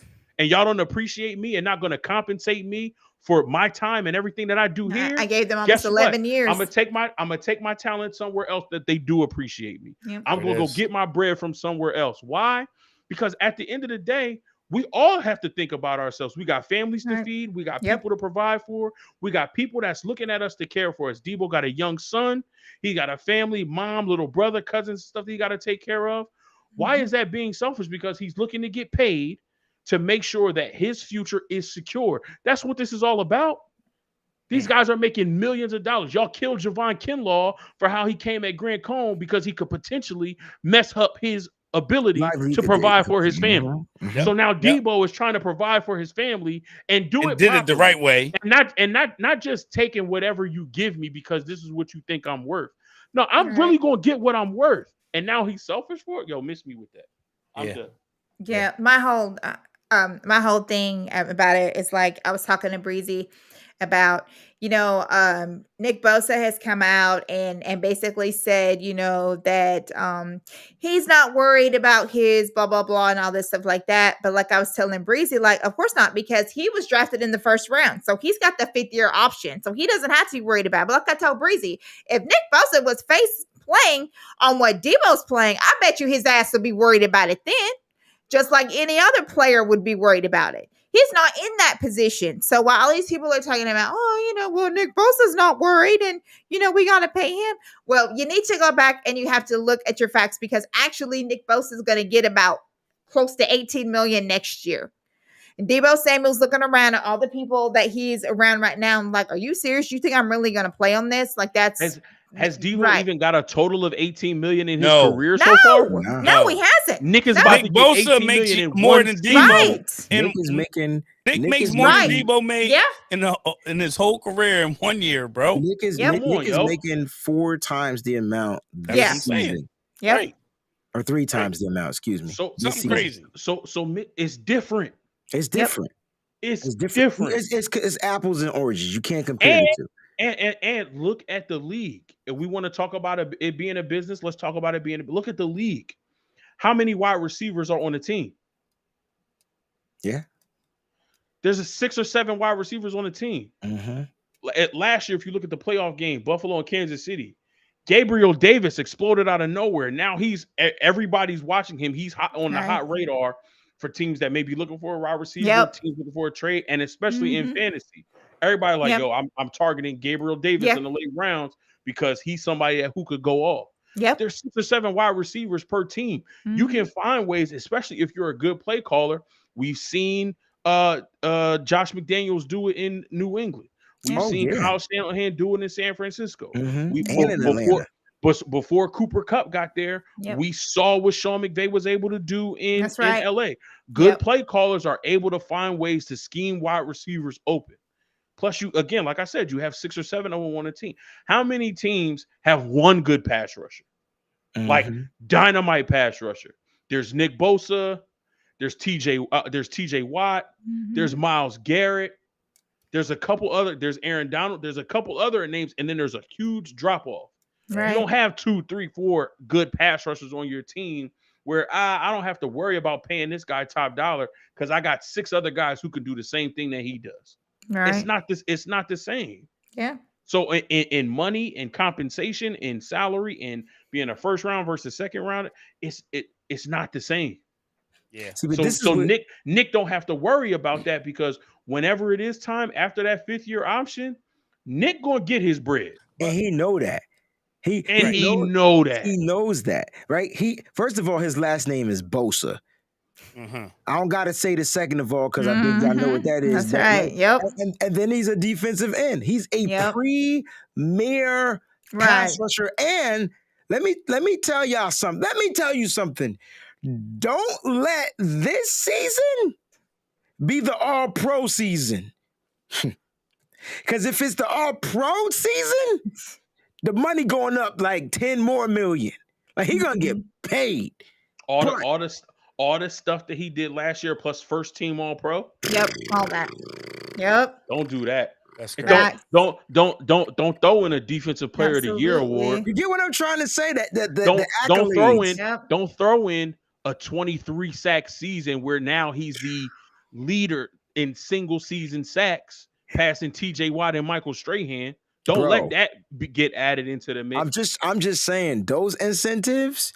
Don't let defensive player of the year get added into the mix. Better get it early. That's their problem. They should have did this with Debo before last year. That's the whole point of why he's so mad. Y'all didn't want to give me this contract early to give me the peace of mind going into the season. So now I'm gonna get y'all for everything y'all got. Now, rightfully so. Now I'm gonna go off. Rightfully so. And put you in a predicament where now you really thinking about pinching pennies because now you got to pay me and Nick top dollar. Yeah, and I mean he done gave you 20 sacks and I done gave you 20 touchdowns. And realistically, they do have options, right? So at the end of the day, they can still franchise them. Correct. I believe it's 2 years, right? 2 years after this year, but you don't want to live on that sword, man. Right. That's a wild situation to put yourself in, man. That's worst case scenario. Get a man what he wants. My thing is this: without Debo, we weren't in the NFC Championship game. That's a fact. I don't give which he could be. Y'all want to call him a diva or whatever y'all want to call. You can call him whatever you want. I know his selfless acting ass got us into the NFC Championship game. You cannot call nobody a diva who put his body on the line. You can't call nobody a diva who, after everything that he did, like you said, when we lost that NFC Championship game, knowing that we could have won that game, had Kyle given him a few more opportunities, he sat on that sideline and he cried. He was like, bro, after everything that I put in this season, this is how it ends. You can't call nobody like that a diva. That's heart. That's emotion. That's passion. That's somebody who gives a damn, bro. You can't call nobody like that no diva. Nah, that's trash if you do. I agree. I just think they say the way he went about the stuff, this man ain't say nothing wrong to nobody. He did nothing other than like a couple of photos and scrape his Instagram and scrubbed his Instagram. His brother. His brother said some stuff. Yeah, but that ain't him. That's not him. Well, he told his brother that and whatever. So that was in private. We don't know. Right. And even if he did, that was in private. Like my brother came up and opened up his mouth. I ain't heard from his brother since, though. I hope his brother's all right. And he probably, hey, bro, you know you wasn't supposed to let that out. Right. Shut your mouth, bro. What are you doing? You ain't getting a house on this next contract. Thank you. Now, like I said, so people were thinking, I don't know if people are talking about his contract and how it affects the team this year. It doesn't. We're talking about in the future. Remember I said earlier, like that's one of the holdups for the 49ers, right? They pay Debo. Now, how they gonna pay Brandon Ayuk? They can go the 5th-year option route, right? They can go that route. They feel like he's gonna work that 5th year, right? They can go that route. And then after that is Trey Lance. Like, you get where we're going with this? Yeah. And so it becomes, but if they figure out the formula, it becomes a well-oiled machine, right? So they're first-round players. They know they can get for them 5 years. They can draft late. They don't got first round. Remember, they don't have a first-round pick next year either. Right. So I just believe that they'll figure that out. I think they need to figure out how to say this language in the contract, figure out what the number is, and find out how to determine, okay, Debo, boom, boom, boom, boom. And if he happens to be the highest paid, whatever they want to call him, then so be it. Like, at the end of the day, the 49ers need Debo. Trey Lance needs Debo. We need Debo. Can you imagine no Debo? The dude that was taking negative 1 yard passes for 98 yards, like just to the house. Yeah. It's a wild thing to think about. Like, we finally have a true number one receiver, and you don't just let those go. You don't just let them go into the market. You don't, not when you actually drafted your number one, like in the second round. Right. Now, if Ayuk, go ahead. No, you got it. I was gonna say, now if Ayuk goes and has a breakout year, he might be the one you look to go and move later on. Because that's why you got Gray, and that's why you got these other folks that are coming. Exactly. So you're trying to stagger also playmakers so that you're not having everybody's contract hit at the same time. And so like you just said, skip a Breezy, beat. smart that you have that 5th year with Ayuk, because you could also hold him for another year and have him and Debo mesh together, and then potentially move off one or the other. And I love Brandon Ayuk. Me too. But Debo plays with a different mentality when it comes to football. Debo's also older, so you got to factor that in as well. Like, are you going to be willing to pay him well into his 30s? I don't see any other team having that issue. I don't see Tyreek Hill having an issue, Devontae Adams having an issue. I think, when you find that good thing, you better find a way to keep it, because if not, it's going to go somewhere else. And like Peachy said earlier, if he wants to be traded, let him go. Be careful what you wish for. I think the 49ers better wish he doesn't want to be traded, because God forbid, Peachy, we play Debo. Whew. You know how it be. The guy that you traded because you didn't want to make it work, they usually have their best games against us. Like, they just usually do. I just don't ever want to see Debo, the Debo that we know. You know what I'm saying? So they got to find it. They got to figure it out, how to keep him. Ladies and gentlemen, thank y'all so much for tuning in. What a great show. Man, I felt like we talked for 2 It was great. hours. Wonderful. And we needed it. Shout out to everybody that tuned in. Sim, it was good hearing from you as always. We love you, man. Listen, final thoughts, man. Let's get on up out of here, man. Remember, happy early 4th of July. There's not going to be a show next Monday. We will see you the Monday after, I believe. So make sure that that's going to go down. Keep your alert set to on. Don't forget to like this broadcast. Don't forget to share it as well. Please share it. Like, grab the link, put it out there. Shout out to 49ers_throwback. I think that said the name right. They're always sharing the content. Truly appreciate that. Make sure you guys do the same thing. Let's go with final thoughts. Let's go with fair modes. PG, you always take us home, and we can get up out of here. 2 predictions. Debo signs. Jimmy's gone before we have to make it a problem. Ooh. We're gonna hear some news within the next few weeks. Nice. That's my final thoughts. I second that. Find a way to pay Debo, get Jimmy out of here. And I'm really looking forward to training camp. I know what the veterans have, but I want to see what Ricky step up to kind of take us over the top. I want to see what Drake Jackson is able to do. Some of those young old linemen. A lot of talk out of these mini camps and OTAs is that Samuel Womack is really making a push for that nickelback position. Damn, So Sam. there were some question marks about him, but actually seeing him on the field and with some of the vets, he's kind of making a name for himself. So I really want to see. We saw it last year. We had a lot of rookies step up and play valuable snaps for us. So I want to see who's in that group this year of young guys who are going to step up and play some valuable snaps for this team and help us get it over the top. So that's what I'm looking for when we get to training camp. Love it. Peachy. So, first of all, again, another happy birthday to my little guy, Rome. Enjoy your day tomorrow with Happy your birthday, mom little and bro. dad. I'm just gonna Have let him a drive. blast, little dude.